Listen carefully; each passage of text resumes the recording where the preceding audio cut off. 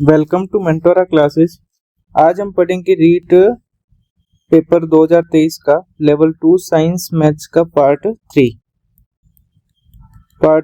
कल पार्ट 2 में हमने 51 क्वेश्चन तक देख लिया था। आज क्वेश्चन नंबर 52 क्वेश्चन में पूछा कि किस वर्ष की बजट घोषणा में 5000 से अधिक आबादी वाले गांवों और कस्बों में सरकारी स्कूलों को महात्मा गांधी सरकारी स्कूलों यानी अंग्रेजी माध्यम में बदलने का प्रस्ताव रखा गया था।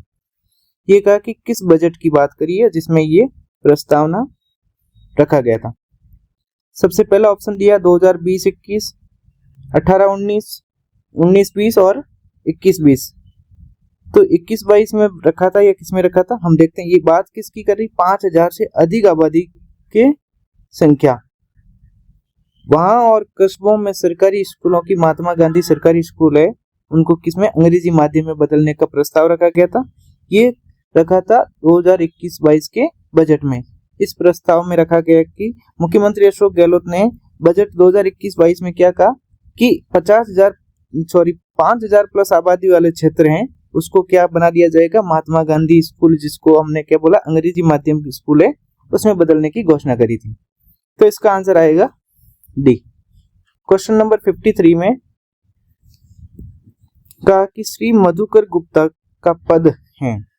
ये 2023 में आया था पेपर, 2023 का पेपर है। तो इसमें उस समय पूछा कि श्री मधुकर गुप्ता का पद क्या है ना। तो उस समय श्री मधुकर गुप्ता थे, वो राज्य निर्वाचन आयुक्त थे। क्या थे, 2023 का पेपर है ना, तो 22-23 में कौन थे, मधुकर गुप्ता। तो इसका आंसर क्या आएगा, पहला ऑप्शन दिया मुख्य सचिव, राज्य वित्त आयोग और राज्य सूचना आयुक्त और राज्य निर्वाचन आयुक्त।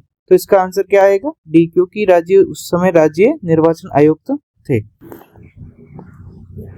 क्योंकि ये अभी जैसे पहला ऑप्शन देखो, पहले ऑप्शन में क्या पूछा, मुख्य सचिव, तो उस समय मुख्य सचिव थे ना वो उषा शर्मा थी, उषा शर्मा। अभी वर्तमान में कौन है, वर्तमान में सुधांशु पंत, सुधांशु पंत, ये तो वर्तमान में। उस समय ये उषा शर्मा थी। वित्त आयोग, राज्य वित्त आयोग देखते हैं। राज्य वित्त आयोग ये हमारे यहाँ पे छठा वित्त आयोग, राजस्थान के अंदर छठा वित्त आयोग, जिसके अध्यक्ष कौन है, प्रद्युमन सिंह। तो नेक्स्ट राज्य सूचना आयुक्त, राज्य सूचना आयुक्त में कौन थे, डीबी गुप्ता। ये उस समय की बात है ना, और उस समय ये श्री मधुकर गुप्ता थे, वो राज्य निर्वाचन आयुक्त। तो ये हम चारों पदों के बारे में देख लिया। नेक्स्ट 54 क्वेश्चन, 54 में पूछा आभानेरी उत्सव की बात करा, किस जिले में आयोजित किया गया था। आभानेरी उत्सव है वो किस जिले में आयोजित किया गया, ठीक है। तो अजमेर, चित्तौड़गढ़, दौसा, अलवर। तो ये कहां पर किया गया था उत्सव उस समय की, दौसा के अंदर। तो इसका आंसर क्या आएगा, दौसा। आभानेरी यानी क्या मतलब, यहाँ पे क्या होता है, चांद बावड़ी की बात होती है। चांद बावड़ी और हर्ष माता का मंदिर है दौसा के अंदर, ठीक है। यहाँ पर क्या है, चांद बावड़ी और हर्ष माता का मंदिर, ये दौसा में उत्सव। और ये उत्सव होता है, ये कौन आयोजित करवाता है, तो पर्यटक विभाग करवाता है, पर्यटन विभाग। और बाकी इसके अजमेर और चित्तौड़गढ़ और अलवर, ये तो आभानेरी से तो कोई मतलब इनका, ये यहाँ से संबंध नहीं रखते हैं, इसलिए आंसर वे आभानेरी कहाँ से संबंधित है, दौसा से। तो इसका आंसर डायरेक्ट है दौसा। 55 देखो, राजस्थान रीट अधिनियम 2011 के अनुसार प्रति वर्ष में 2 बार सीधे अब किसको की जाएगी, है ना, ये प्रतिपूर्ति वर्ष में 2 बार मतलब डैश और को की जाएगी। तो आरटीई का नियम के 2011 के नियम के अकॉर्डिंग ये पूछ रहा है। तो सबसे पहले हम देखेंगे कि ये किसको की जाती है, तो ये स्कूल्स को दिया जाता है ये कार्यक्रम पूरा। ये किसको दिया जाता है, लोकल अथॉरिटी होती है, मतलब ये स्कूल, विद्यालय। ये आंसर सी आएगा, मतलब इसका आंसर आएगा विद्यालय। राजस्थान आरटीई नियम 2011 उसके अनुसार बोलता है प्रतिपूर्ति। प्रतिपूर्ति को इंग्लिश में अगर देखा जाए तो क्या बोला इन्होंने, Rajasthan REET rule 2011 remember will be met with a year directly to the school। ये आंसर इसको क्या जाएगा, स्कूल ही आएगा। इसमें और क्या देखा जा सकता है, स्थानीय प्राधिकरण है, इसका तो आंसर नहीं आएगा। और ये यहाँ पे प्राचार्य और ये खंड शिक्षा अधिकारी होता है जिसको हम बीएलओ बोलते हैं ना, बीएलओ, तो इनसे भी ये कोई रिलेट नहीं। नेक्स्ट इसका आंसर तो डायरेक्ट सी आएगा, विद्यालय। 56 देखते हैं। भारतीय संविधान के किस अनुच्छेद में कहा गया है कि राज्य के राज्यपाल को राष्ट्रपति अपने अधिपत्र द्वारा नियुक्त करेगा? ये सीधा क्वेश्चन है ना, कि भारतीय संविधान में किस अनुच्छेद में कहा है कि राज्यपाल को राष्ट्रपति अपने अधिपत्र द्वारा नियुक्त करेगा? तो ये अनुच्छेद इसका 155 आएगा आंसर, क्योंकि 155 में दे रखा है कि राज्यपाल को कौन नियुक्त करेगा, राष्ट्रपति। तो ये तो डायरेक्ट आंसर। 57 देखो, 57 में इसमें क्या दे रखा होता है, इसमें योग्यता दे रखी होती है, योग्यता। और 53 में कहा है कि प्रत्येक राज्य का एक राज्यपाल होगा, इसमें पद की बात करिए ना। और 55 में तो बोला है कि नियुक्ति कौन करेगा, राष्ट्रपति। 63 में देख क्या कहा है कि मंत्री परिषद की बात कर रखी है, कि मंत्री परिषद की सलाह से काम करेगा, वो ये मंत्री परिषद की बात करी 163 में। तो नेक्स्ट 56 हो गया। 57 देखो, 57 में पूछा कि गुरुद्वारा बुद्ध जोहड़ यानी किस जिले से संबंधित है या किस जिले में स्थित है? बीकानेर, श्री गंगानगर, जोधपुर और अजमेर, ये 4 ऑप्शन दिया। तो इसका आंसर सीधा है गुरुद्वारा बुद्ध जोड़ कहाँ पे, बीकानेर के अंदर, श्री गंगानगर के अंदर। कहाँ पे? इसका आंसर आएगा बी, क्योंकि आंसर सीधा ही है, क्योंकि ये बुद्ध जोड़ है वो श्री गंगानगर के अंदर स्थित है। तो इसका आंसर यही है। नेक्स्ट देखते हैं, एरेडियोटिस नाइजरीसेप्स, ये क्या है, मतलब है ना, एरेडियोटिस नाइजरीसेप्स क्या है? तो ये इसका आंसर क्या, ये तो पक्षी ही है। नेक्स्ट क्वेश्चन देखते हैं, मतलब ये बहुत एक पक्षी के बारे में क्वेश्चन दिया हुआ है। 59 क्वेश्चन है, राजस्थान की पहली सूती कपड़ा मिल द कृष्णा मिल्स लिमिटेड थी, इसकी स्थापना की गई थी, मतलब कहां पर की गई थी ना, कौन सी पहली सूती कपड़ा मिल कहां पर, कौन सी है, द कृष्णा मिल लिमिटेड, इसकी स्थापना कब की गई थी, मतलब कहां पर की गई थी, ये बात पूछी। तो इसकी स्थापना ब्यावर में करी थी ना, अजमेर ब्यावर, तो यहां पर कर रखी, तो इसका आंसर क्या आ जाएगा, ब्यावर। नेक्स्ट है आरटीई का क्वेश्चन। आरटीई में शिक्षकों की नियुक्ति के लिए योग्यताएं, अर्हताएं, सेवाएं, शर्तें निर्धारित कहां पर? आरटीई के अंदर शिक्षकों की नियुक्ति के लिए योग्यताएं क्या होगी, अर्हताएं व सेवा शर्तें, ये कौन सी धारा में ले रखा है? तो इसकी धारा है वो 23 है, 23 में ये बात कह रखी है। तो इसका आंसर क्या आएगा, धारा 23, जो कि ऑप्शन बी है। अब धारा 22 में क्या ले रखा है कि इसमें विद्यालय विकास योजना की बात कर रखी है, विद्यालय विकास योजना। नेक्स्ट धारा 23 में तो हमने बात करी कि शिक्षकों की योग्यता, अर्हता, ये सब 23 में आ जाएगा। 24 में देखते हैं, 24 में इसमें कहा है कि शिक्षकों के क्या कर्तव्य होंगे, क्या कर्तव्य होंगे किसके, शिक्षकों के, टीचर के। तो ये तो इससे संबंधित है कर्तव्यों से। और 25 में क्या, 25 में है कि मतलब छात्र और शिक्षकों का रेशियो, छात्र व शिक्षक का रेशियो, ये किसमें ले रखा है, धारा 25 के अंदर। नेक्स्ट क्वेश्चन दो, इसका आंसर क्या आएगा, फिर बी आंसर आएगा ना, धारा 23 के अंदर योग्यता वगैरह दे रखी। 61 क्वेश्चन, किस शहर में वर्ल्ड सूफी म्यूजिक फेस्टिवल जहां एक खुसरो का आयोजन नवंबर 2022 में किया गया था? किस शहर के अंदर वर्ल्ड सूफी म्यूजिक फेस्टिवल जहां एक खुसरो का आयोजन नवंबर 2022 में कहां पर किया गया था? तो इसका आंसर क्या आएगा, क्योंकि ये मतलब जयपुर के अंदर किया गया था उस समय 2022 के अंदर, नवंबर 2022 में इसका आयोजन कहां पे किया था, जयपुर के अंदर। तो इसका आंसर डायरेक्ट यही आएगा। और इसको आयोजन कौन करवाता है, तो इसको आयोजन करवाता है पर्यटन विभाग, वही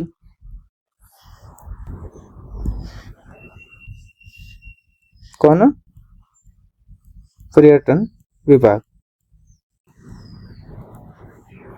नेक्स्ट क्वेश्चन देखो 62 में कहा इन्होंने कि राष्ट्रीय प्रौढ़ शिक्षा संस्थान की स्थापना कब हुई।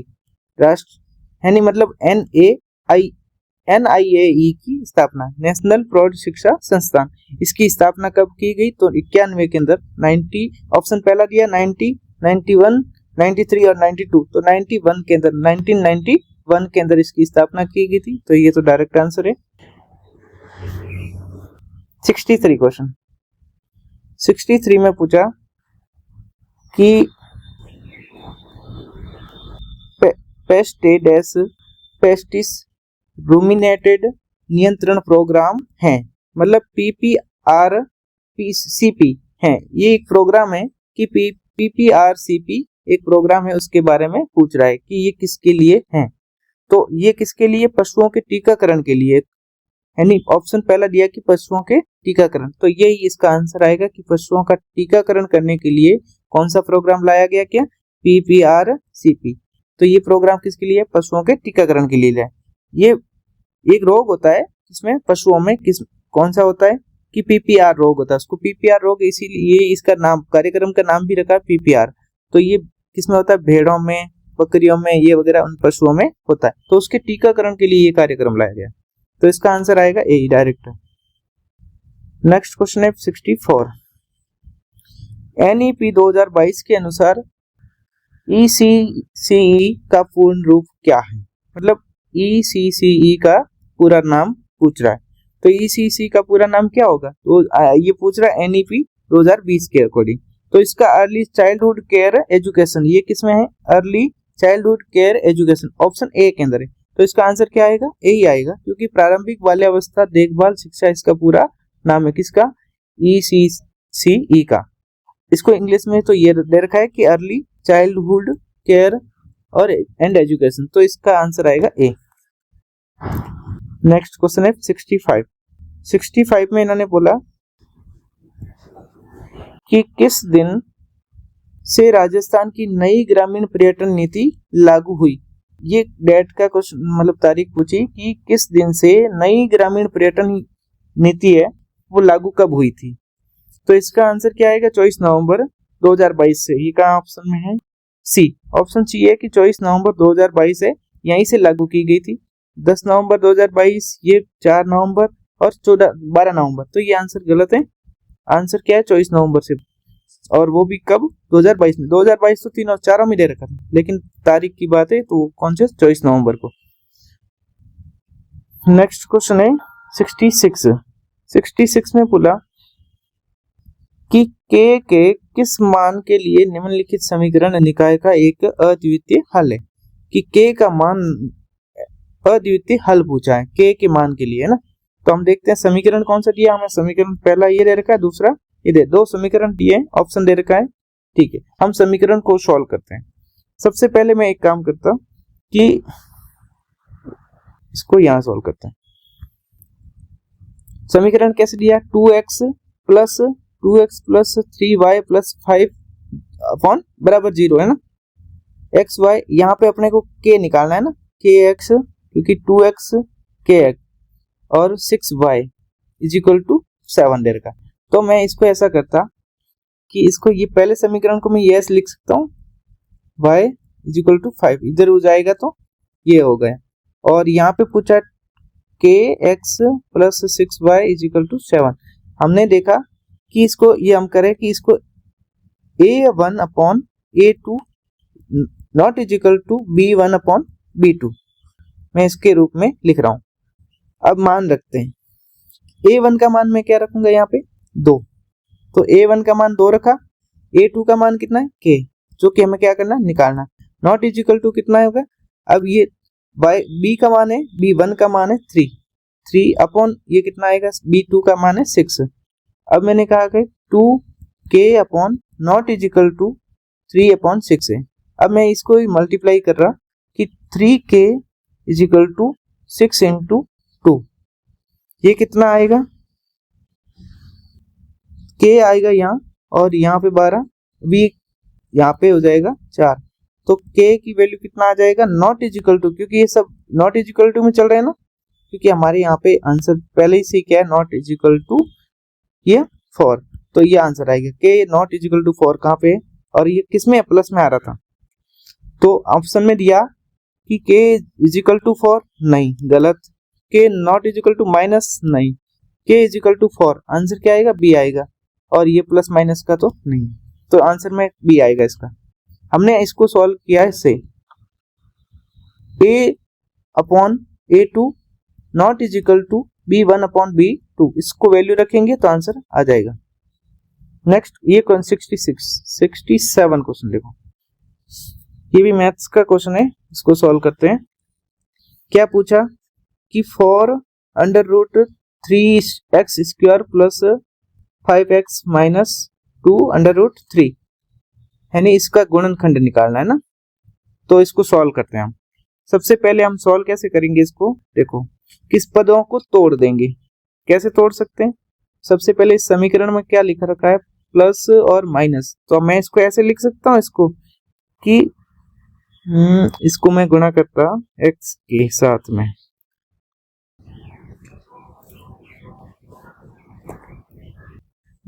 फोर प्लस माइनस, ठीक है। अब इसको ऐसे करते हैं, 4 अंडर रूट 3x² प्लस, इसको मैंने 8x माइनस 3, ये कैसे हो रहा है एक बात बताता हूँ आपको, ये माइनस 2 अंडर रूट 3, यहाँ से देखो 4 मैंने यहाँ से लिया, यहाँ से ये 8 क्या से लिया कि इन दोनों को पदों को मैंने जब तोड़ा, इन दोनों पदों को तोड़ने पे क्या आ जाएगा, 8 आ जाएगा, माइनस 3 यहाँ से आएगा कि इसको और 2 से गुणा करेंगे तब क्या आएगा, एक बार सिंपल और सिंपल करते हैं, इसका एक पद और पहले वाला लेते हैं ना, देखो यहां से स्टार्ट करते हैं कि इसको मैं ऐसे और तोड़ सकता, 4 3, ये मैंने यहां से इसको एक बार हम गुणनखंड करेंगे ना, तो इस सबसे पहले एक काम करते हैं, बीच वाले पद को तोड़ते हैं, तो सबसे पहले मैं ये लिखा 4 अंडर रूट 3x² प्लस, अब मैंने इसको तोड़ना है तो इसको मैं कैसे तोड़ सकता हूँ, 8x माइनस अगर मैं 3x लिखूं तो ये बराबर रहेगा 5x ही रहेगा, तो ये मैंने लिखने के बाद में 2 और अंडर रूट 3, ये पूरा पद सेम है, मतलब इसको मैंने लिखा, बस सिर्फ इस 5x को मैंने बदला है, वो कैसे 8x माइनस 3x में किया। अगर मैं इसको सॉल्व करूंगा तो इतना ही आएगा, तो फिर ये यहाँ के बाद में कितना बचा, नेक्स्ट सॉल्व करते हैं। नेक्स्ट इसको मैं और कैसे लिख सकता हूं कि यहाँ पे मैं अंडर रूट इसको 4x को कॉमन लेता हूं, क्योंकि 4 तो यहाँ से कॉमन आ गया, x में अगर यहाँ से कॉमन लेता हूं तो यहाँ अंडर क्या बचेगा, अंडर रूट 3 बचेगा, अंडर रूट 3x बचेगा, यहाँ प्लस हो जाएगा, यहाँ प्लस, और यहाँ से मैंने जब 4x कॉमन ले लिया तो यहाँ कितना बचेगा, 4x बचेगा, यहाँ से 4x कॉमन लिया तो कितना बचेगा 2, यहाँ से मैं एक बार, तो ये तो एक समीकरण हो गया माइनस, यहाँ से अगर मैं एक और कॉमन क्या ले सकता हूँ, ये जब देखेंगे आप 3x है, 3x को 3x है, तो इसको 3 को हम कैसे लिख सकते हैं, under root 3 into under root 3 लिख सकते हैं ना, 3 को हम अंडर रूट 3 लिख सकते हैं, तो इसका आंसर में ये कैसे आ जाएगा कि जब अंडर रूट 3 को मैंने कॉमन लिया तो अंडर रूट 3, इसको मैं नीचे लाता हूं, अंडर रूट 3x प्लस 2, ये तो आ जाएगा। अब हमारे पास दो आ गए, कौन सा, एक under root 3 plus under root 3x plus 2 under root 3x plus 2, ये माइनस में आ जाएगा और एक प्लस में आ जाएगा, तो दूसरा स्टेप हमारे पास बचेगा ये 4x यहाँ से और माइनस में अंडर रूट 3, दो पद कौन कौन से बन गए, हमारा आंसर आ गया, कौन कौन सा आया, एक तो आया 4x माइनस 3, 4x माइनस 3 कहाँ पर है, 4x प्लस 3 है, 4x माइनस 3 अंडर रूट, तो एक तो यहाँ से आ गया और यहाँ से भी 4x अंडर रूट 3 है, लेकिन दूसरा वाला हमारा पद कौन सा है, under root 3 plus under root 3x plus 2, तो ये under root 3x plus 2 answer क्या आ जाएगा बी। दो पद हमने निकालने थे, एक पद तो निकाला ये वाला जो कि अंडर रूट 3x प्लस 2, ये दूसरा पद निकाला 4x माइनस अंडर रूट 3, तो ये आंसर आ जाएगा इसका 2। नेक्स्ट क्वेश्चन है 68। जब कोई धन 20% दर से 1.5 वर्ष के लिए उधार दिया जाता है तो ब्याज को क्रमशः वार्षिक और अर्धवार्षिक जोड़ने पर 264 का अंतर आता है, तो धन कितना है। हमें एक दिया कि एक तो दर दे रखी है, रेट कितना 20%, समय भी दे रखा है 1.5 वर्ष के लिए उधार दिया जाता है, तो क्रमशः हमें पूछा कि वार्षिक और अर्धवार्षिक जोड़ने पर 264 का अंतर आ जाता है, तो धन कितना था, हमें मूलधन पूछा मतलब। तो इसको देखते हैं, सॉल्व करते हैं। सबसे पहले हम क्या करेंगे, टाइम कितना दिया 20, मतलब ये हमारे 20% की बात करी, और कितने के लिए बोला, ये हो गया हमें 1.5 साल का दिया, तो 1.5 साल के लिए बोला है, तो 1 साल के आधे साल के अगर मैं निकालो तो कितना होगा 10%, ये तो 1 साल की बात है, और आधे साल के लिए कितना होगा 10%, इसका आधा हो जाएगा। तो हम क्या करेंगे इसको कि हमारे पास में 20 ये हो जाएगा, 10 ये हो जाएगा, क्योंकि 1.5 साल का ये हो गया, ये तो हो गया हमारी मतलब दर। इसमें हम क्या करते हैं कि दोनों दरों को क्या करते हैं गुणा करेंगे, तो 10 इंटू 20 गुणा, अब 100% में निकालना है हमें, तो आंसर कितना आ जाएगा, इसको सॉल्व करोगे तो यहाँ से 30 प्लस 20 इंटू 10 अपॉन 100, यहाँ से ये कटवा सकते हैं, तो ये कितना आ जाएगा 32, कैसे कि 2 यहाँ से बच गए और प्लस 30 और 30 प्लस 2 करोगे तो 32, आंसर क्या आएगा हमारा 32%। तो हमें पूछा था, ये पूछा क्या था हमें कि ये में हमारा धन कितना था, ये तो हमारा निकाला, एक दर निकाली हमने, सबसे पहले तो क्या निकाला दर।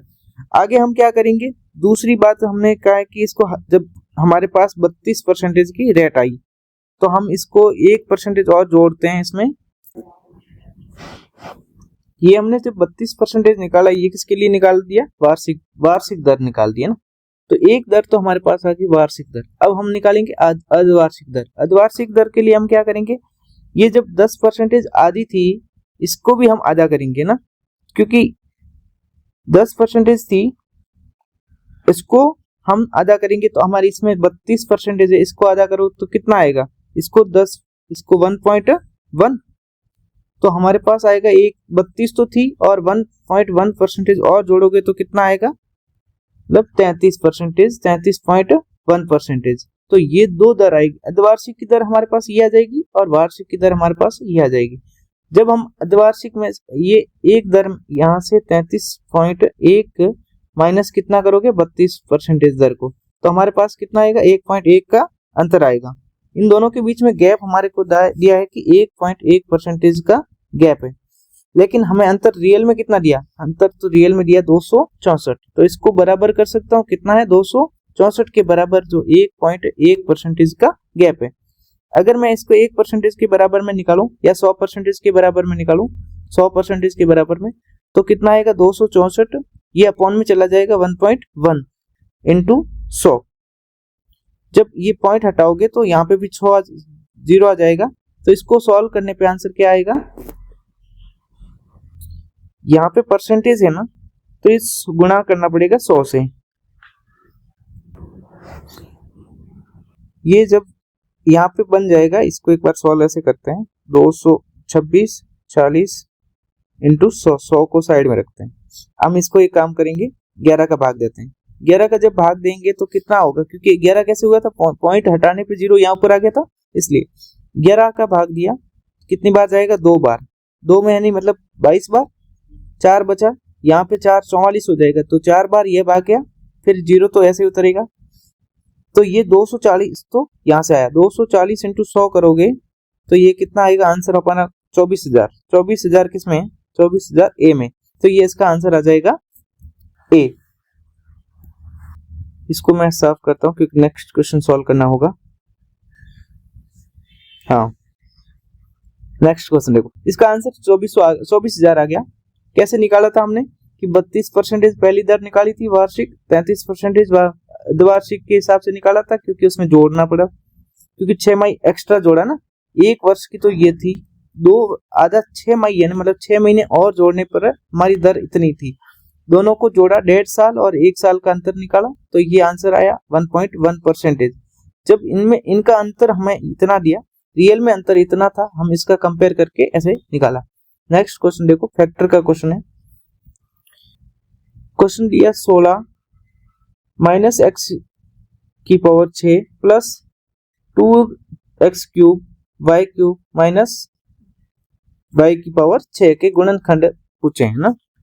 इसको हम वैसे ही सॉल्व करेंगे जैसे अभी हम कर रहे थे, कि इसको ऐसा लिख सकते हैं कि ए स्क्वायर माइनस बी स्क्वायर, क्योंकि ए स्क्वायर माइनस बी स्क्वायर के फॉर्म में ही लिखोगे तभी ये ऐसे आंसर में आता है। ये फॉर्मूला ए स्क्वायर माइनस बी स्क्वायर का फॉर्मूला जब इसको एलोबरेट करेंगे तो इतना ही आएगा, यही आंसर।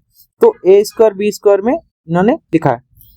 सबसे पहले हम इसको कैसे लिखेंगे, 16 दिया है, अब मैंने इसको क्या किया, माइनस में लिया ये। अब देखते हैं कि ये आएगा तो कितना आएगा, x की पावर 6 माइनस, जब मैंने ये ले लिया 12 16 तो ये कितना बचा इधर, या माइनस क्यों आया, क्योंकि माइनस था बाहर प्लस था अंदर, तो ये गुणा करने पे प्लस माइनस गुणा करने पर माइनस आएगा। माइनस 2 x की पावर 3 y की पावर 3 प्लस y, ये प्लस क्यों आया या माइनस था प्लस क्यों आया, क्योंकि बाहर माइनस कॉमन ले रखा है तो यहाँ माइनस माइनस गुणा करने पर प्लस आता है, तो ये y की पावर आएगा 6। नेक्स्ट स्टेप, ये तो पहला हो गया। दूसरा हम अब सॉल्व होगा तो कैसे होगा कि जब इसको मैं 16 को कैसे लिख सकता हूँ, क्या 4 की पावर 4 लिख सकता हूँ माइनस। अब इसको जब मैंने सॉल्व किया x की पावर, इसको भी मैं ऐसे लिख सकता हूँ x की पावर 3 माइनस y की पावर 3, क्योंकि ये जो पूरा है वो ये इतना ही है कि x की पावर 3 और y की पावर 3, मतलब a स्क्वायर b स्क्वायर को मैं जब पूरा खोल के लिखूंगा तब यही आंसर आएगा। अब मैंने इसको क्या करूं, अगर स्क्वायर कर दूं तो ये पूरा बन जाएगा कि y की पावर x की पावर कितनी होगी 6 होगी, माइनस ये माइनस 2xy होता है तो 2xy, ये दोनों की पावर एक एक हो जाएगी तो ये हो जाता है, क्योंकि 2 पावर ऊपर है, प्लस y स्क्वायर, स्क्वायर का मतलब होता है 2 पावर, इसका मतलब है 2 6 हो जाएगा ना, तो ये ऐसे लिख दिया। नेक्स्ट स्टेप में हम क्या करेंगे, हम कि 4 प्लस एक्स क्यूब, इसको एक के साथ में और एक के साथ में ऐसे करना है हमें, 4x क्यूब माइनस ये माइनस में है माइनस y क्यूब, तो ये पहला पद बन गया।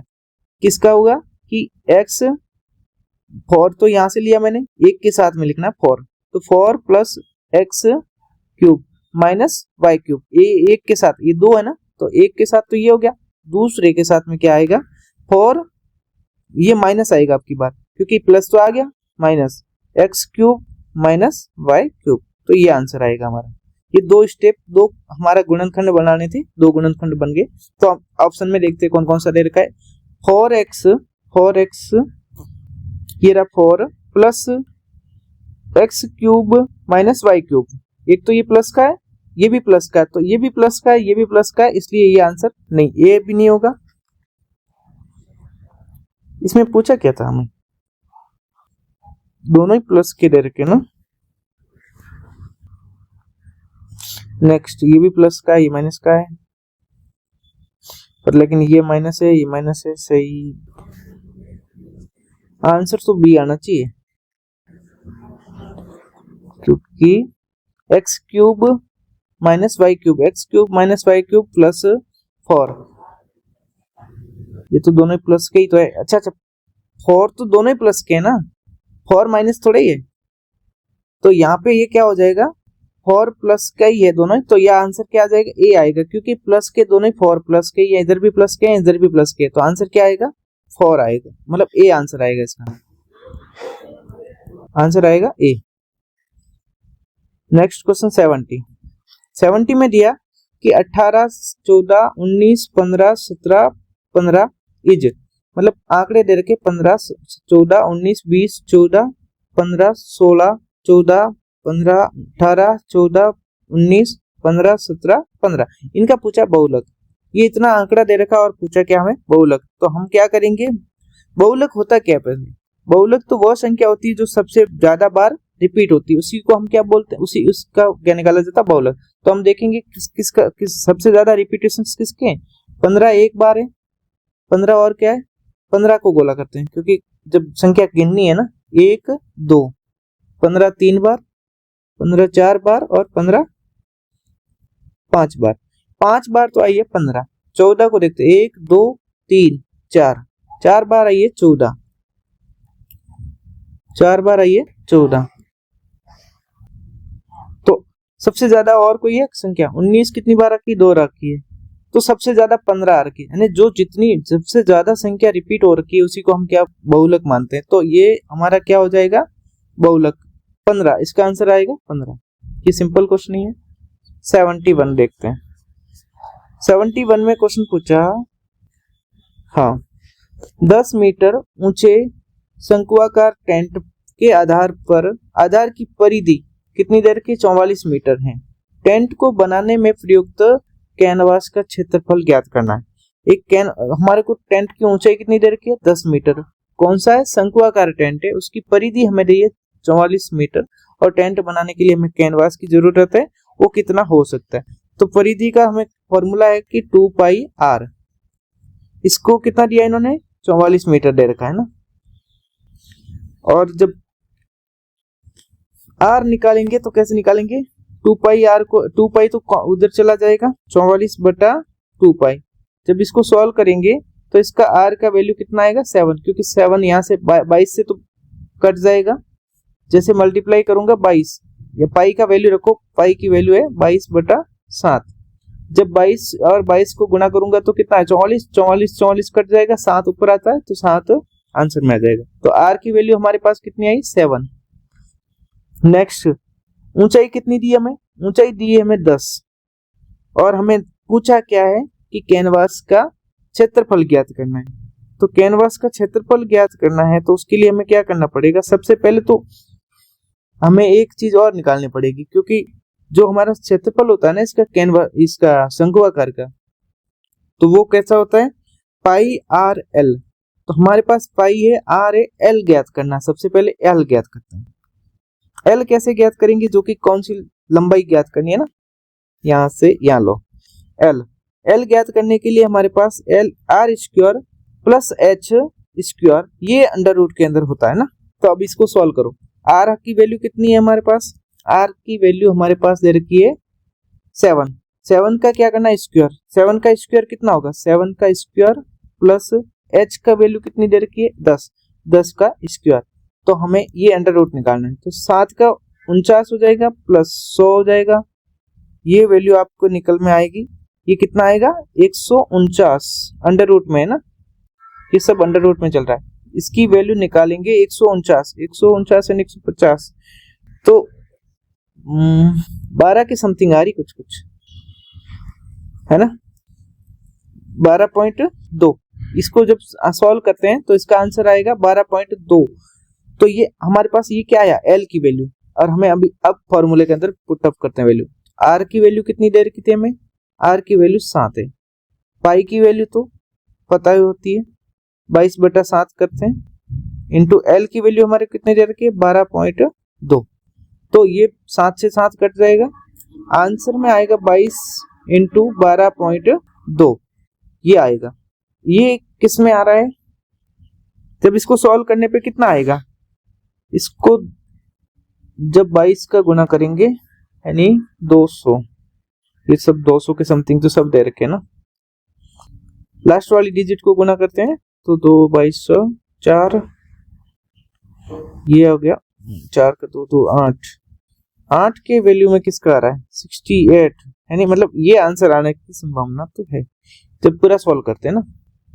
22 को गुणा किया 12 के साथ में 22 44, 4 22 4 8, हाँ तो ये आएगा आंसर हमारे पास यही आएगा 68 का 268 आंसर आएगा 68.5 ये।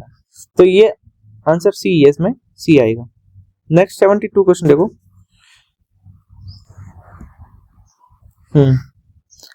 0.1254 का भिन्न निरूपण है, इसको कैसे भिन्न में लिख सकते हैं, यही पूछा। तो हमें बोला क्या है कि 0.1254 है ना, इसको जब पॉइंट हटा दोगे तो कितना आएगा, ये आंसर में आ जाएगा। जब इसको मैं इसके क्या करता हूं, पॉइंट हटाने पे कितने जीरो लग जाते हैं, 4।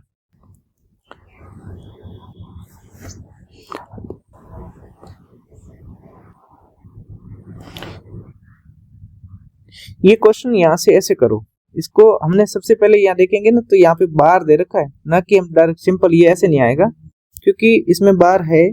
तो बार के क्वेश्चन ऐसे नहीं करते हैं, इसको सॉल्व ऐसे करते हैं। जैसे देखो यहाँ पे कितने संख्याओं पे बार है, 2 संख्याओं पे बार है ना। हम क्या करेंगे, जितने संख्याओं पे बार है ना उतनी संख्या को देखते हैं कि सबसे पहले ये आंसर हम 12 54, इसमें से 54 पे तो बार है, इससे पहले 2 संख्या और कौन सी है, 12। तो 12 इसमें से क्या करेंगे, घटा देंगे।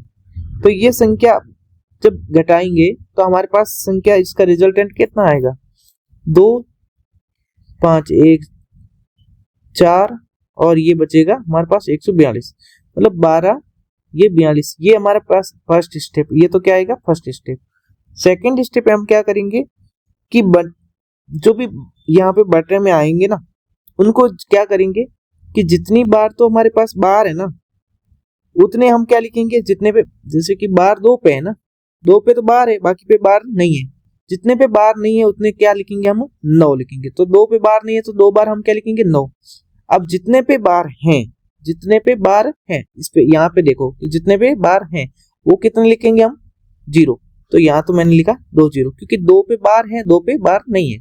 तो हमारे ये हो गया। इसके बाद में यहाँ ये सेकंड स्टेप हो गया, ये हमारा कौन सा हो गया, सेकंड स्टेप। थर्ड स्टेप में क्या करेंगे, हमारे पास अब भिन्न कौन सी बन गई, इसके ऊपर इसका डिवाइड कर लेंगे, किसको, 12 42 आया था, यहाँ से सॉल्व करने पे, इसको सॉल्व करने पे फर्स्ट स्टेप को सेकंड स्टेप से भाग देंगे, तो 9900 भाग दिया। अब इसको जब सॉल्व करेंगे तो कट करना पड़ेगा, क्योंकि ऑप्शन में ऐसा कोई है ही नहीं। ऑप्शन में ये दे रखा है, वैसे यहाँ से हम एलिमिनेट कर तो सकते हैं कि 12 42 एक ही ऑप्शन में दे रखे हैं, 12 42 और कहीं पे नहीं दे रखे हैं, तो ये ऑप्शन कट सकते हैं सारे। तो इसलिए आंसर क्या आ जाएगा, डायरेक्ट सिंपल क्वेश्चन है, क्योंकि ये कटेगा किससे, ये, अच्छा इससे हम गलत भी तो कर सकते हैं ना, क्योंकि कटना भी तो है ना। 1 मिनट, जल्दबाजी कर रहे हैं। 12 42 देखते आंसर नहीं लगाते हैं, क्योंकि जैसे अगर लगाएंगे तो ये 19, ये 9900 भी तो है ना, 99। तो ये इससे कट करना पड़ेगा हमें। सबसे पहले कट किससे हो सकता है ये देखना होगा। संख्या बड़ी ये है 900, तो अगर मैं इसको 15 9 18, ये टेबल किससे कट सकती है। अगर ये 2 से काटने लगे तो बहुत लंबा टाइम लगेगा। इसको सबसे पहले हम इसके कहा 18 अच्छा ये आ सकता है 18 से, कैसे, क्यों, 18 5 गुना करोगे 90 आता है, 18 5 गुना करोगे 90, तो ये संख्या कटेगी 18 से। ऊपर वाले कैसे कटेगी, 18 को गुना से कितना आएगा, 18 6 124, क्या 18 से गुना करोगे 6 में 648 9 बार तो पुरानी, ये 18 से ही कटेगी। पूरी संख्या कितने कट रही है, 18 से। यहाँ से कट रही है 550 बार, और यहाँ से 18 से काटोगे तो कटेगी 69 से, है ना। तो ऑप्शन में भी ये दे रखा है हमारे पास में, ऑप्शन बी है ना, ये ऑप्शन बी दे रखा है, ऑप्शन बी, जिसमें क्या दिया कि 550 ये 69, तो ऑप्शन बी आंसर आएगा इसका। जब ये कौन से काटा था, 18 के टेबल से मैंने काटा है इसको। ठीक है, आज 72 क्वेश्चन आज तो हम करते हैं, बाकी वाला जो होगा कल देखते हैं।